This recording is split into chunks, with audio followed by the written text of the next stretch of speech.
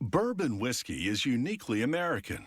The U.S. Congress officially recognized it as a product distinct to the nation. This amber-hued brew was first cooked up by Scottish and Irish settlers in late 18th century Kentucky. Today, production continues there with the approval of Congress. The American government regulates the making of bourbon to keep this native spirit true to tradition. By law, it must be made from a grain mix that's at least 51% corn. Distillers often use more for flavor. Shakers sift out cobs or other foreign material, and the kernels head into a grinder. Inside, rollers crush the kernels to release the flavor of the starch. The process leaves larger chunks of the corn germ and husks. Once distilled, these bits will settle out. In separate batches, the machine also grinds malted barley and soft red winter wheat. They cook the corn and blend it with limestone-rich, iron-free Kentucky water. They add the barley, winter wheat, and a bit of mash from a previous batch. Along with a special yeast formulation, the grain mash flows into fermentation tanks made of cypress wood. After 8 to 10 hours, the yeast works its magic, and the mash becomes a bubbling brew. The bubbling is caused by the release of carbon dioxide gas as the grain sugars ferment and become alcohol. After 3 days, it has fermented into a thick liquid they call distiller's beer. They pump it into a column still which boils off the alcohol, leaving water and other substances behind. The alcoholic vapor rises up to be condensed into liquid.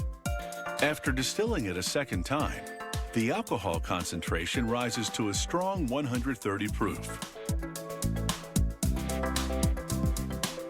It's clear with no noticeable color. At this stage, they call it white dog. Once water has been added to dilute the whiskey to 110 proof, an employee takes a sample and sends it to the lab. There, a technician places a test tube of the alcohol into a gas chromatograph tester.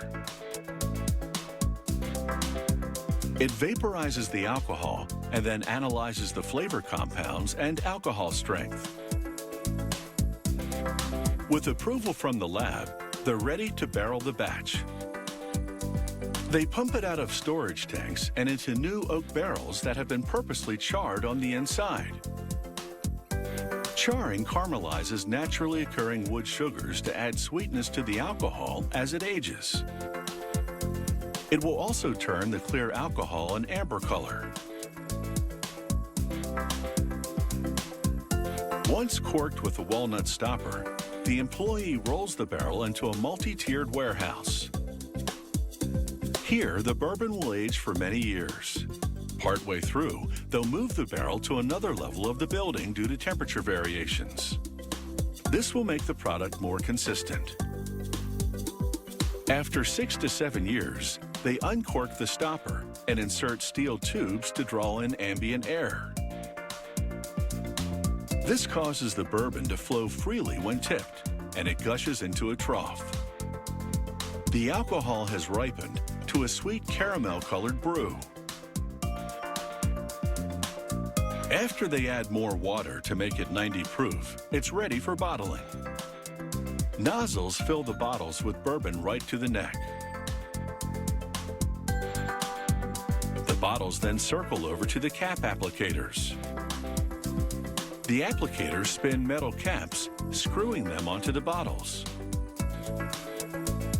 The bottles then ride a carousel, and a device picks up and applies the labels.